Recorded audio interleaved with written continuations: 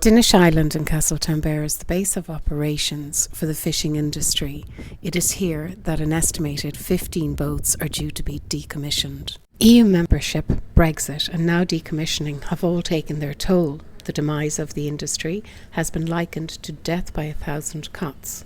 For a country with 29% of the EU fishing waters, it still doesn't have a viable industry. John Nolan, the manager of the Castletownbere Fishermen's Cooperative, explains the trajectory of the industry over the last 50 years. When we joined the European Union in 1973, we were absolutely, as a fishing industry, destroyed.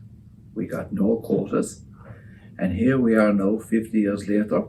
Even though the European Union was good for Ireland, we are now with Brexit being absolutely destroyed. Like, our quotas have been wiped to nothing. And we are facing Armageddon, where from 220 boats in the Irish fleet, we are taking 70 out. 15 of those are coming from Castletownbere, and it's going to affect rural Ireland. It is a disgrace, and our government have failed to represent us correctly. We are an island. Hi, my name is Mike Sugar. I was fishing for 25, 30 years, and I gave it up because there's no future in fishing. Can't make money, just too much quotas, there's too much going on. So I packed it up about 15 years work. The impact of Brexit and decommissioning is far-reaching. Jason Sheehan explains how it will affect his business on Dinish Island.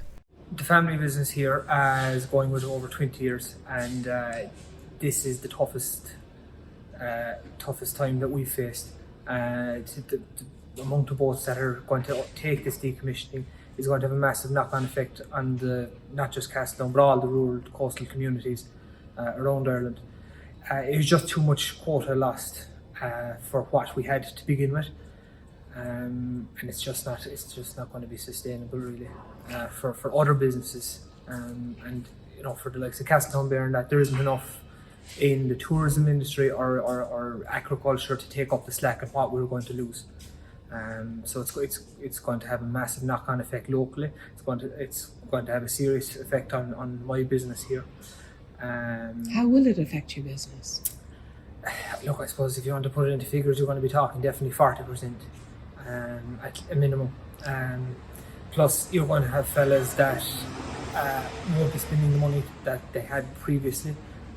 Cost of everything, as we know, is gone. It's much more expensive to keep boats on the water now with insurance and fuel and everything else. So, that all has a knock-on effect, and it's not been. I don't think it's been properly taken into account by, or state bodies or whatever that need to keep us on the water, to keep these rural communities going. And at the outset, you had said to me it's a bitter pill to swallow. Is there anything that can be done? I don't think the will is there, unfortunately, which is a bit disappointing. When we're looking out the door here and we're seeing Japanese boats fishing bluefin tuna, and we have zero quota, and our quota has been cut year on year, even before Brexit, and you're looking at more foreign boats every year, every week, every month coming into our waters, and from a conservation point of view, it doesn't make sense when we have maybe 5 or 10% of the effort on our waters that we're crucified, and from what we see, it's more or less a free-for-all for everyone else. So it's disappointing, to say the least. It's very, very disappointing. Yeah, and at the risk of making a personal remark, you're a young man, a young businessman. Yeah.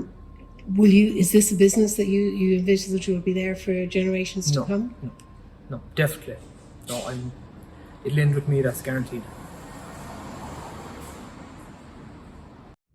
The fishing industry has never been as successful as the farming community in getting its message across. Here, John Nolan explains how far-reaching Brexit and decommissioning really is. When I say we had a drop of quota, government figures said 15%, but when you drill into it, there were pluses and minuses in Brexit. France got 4,000 tonne in the North Sea extra fish. We didn't get a kilo. And when you put the pluses and minuses together, the real cost of loss of fishing opportunities in the European Union, Ireland is paying 40.5% of that. we negotiated €12,000 a GT. A GT is the amount of water that's displaced when you put the boat into the water. It's gross registered tonnage. And so if I had a boat of 200 tonne by 12,000, that's what I thought everybody was getting. But now we're getting the offers from the department, from BIM, they're being cut to 50%. So even killing us with us having to take decommissioning, they're now killing us financially.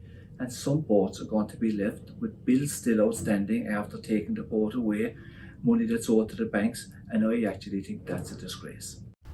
On a blustery pier, Alan Carlton explains how it is affecting him. Hello, my name is Alan Carlton. That's myself and my father's boat behind us in Syracuse. We have it since 2014. We initially were taking decommissioning, but our offer was quite bad. It's actually half of what the boat is valued at.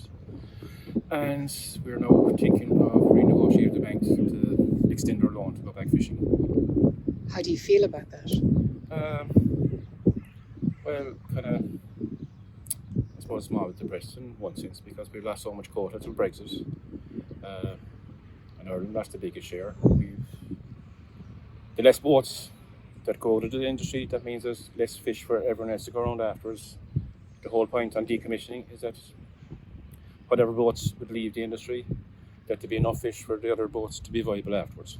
So basically what you're telling me is that the decommissioning package isn't worth much. It's not worth much to us at the moment anyway.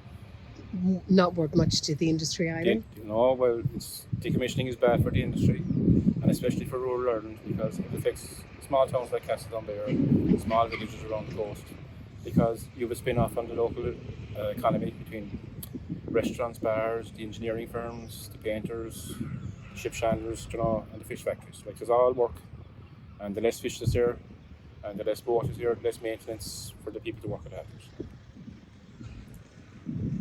Fishing and fish factory jobs will not be the only casualty. Chris Downey of SuperValue believes families and businesses throughout the peninsula will be affected. In 2017, we invested €2.1 million in our shop here in Castletownbere. We did that on the back of the community and the fishing industry. We have loans out with the bank. I don't see us being affected immediately, but my 3 children, I have 3 girls, next generation of this business, I don't see the future for them here on the Beara Peninsula if the fishing industry is to continue its demise. My father is a fisherman. He owns the Sea Spray, 40-metre fishing vessel. My grandmother was very involved in BIM. My grandfather was a fisherman, and all their families before them. Fishing isn't really a job. Fishing, when I talk to my dad, fishing is a disease. He fishes from September to April, and the minute he comes home, he will put his small boat in the water and he'll go patting. Just loves fishing. It's a way of life. I don't think the people in government understand that, and I also don't think the people in government don't understand the sacrifices that people make. Dads and mothers are not with their children at birthdays, at parties, special occasions. I remember when I was young being sat on the pier in the car, waiting for my dad to come home from fishing, and it's them. I think everyone on the Beara Peninsula would recognise that story. And sometimes, unfortunately, dads didn't come home. So the sacrifice is huge. They go out in bad weather, they miss family occasions, and someone with a swipe of a pen is knocking quota, is asking them to decommission their boats. I think they should come down here and have a go, and then they wouldn't be long changing their mind. We're giving away a valuable resource. Just recently, the Irish actor Colin Farrell described Castletownbere as his favourite Irish town. Fishing is in its DNA, but for how long? Take a walk downtown and you'll see a fishing community. 95% in a government study depending on the fishing for its economic survival. We'll see shops close, we'll see pubs close, we'll see restaurants. And does anybody care? I care. it's easy to live in a city and everything is okay. Irish people really need to be angry. Like, our fishing industry is sustainable, and yet we have to look at big German boats, big French boats, big Spanish boats, Dutch boats continue to fish, and we boats tied up or broken up and decommissioned. It's sad, like, for our industry, and there is no replacement. I can tell you, in the schools, we're losing our young people because there's no hope there anymore. And in other schools, we have 7 national schools in the Beara Peninsula. 14 pupils is what joined those schools this year. Like, we could actually lose our sense of community. Lots of families will move out the country. They might go to Australia. The young people are already going there. And we really need to start batting more for Ireland and making communities like Castleton-Bear and many other fishing communities in rural Ireland survive. And that will only work if we fight for Ireland and fight for our fishing industry. Nearby on the quayside in Castleton-Bear, Patrick Murphy of the Irish South and West Fish Producers Organisation explains the changing trends. Myself and my father fished out of Baltimore Harbour. At the time there was 30 boats fishing there. That's down to 2 or 3 now, and we've lost all those boats and that industry from Baltimore. The same could be said for Schull.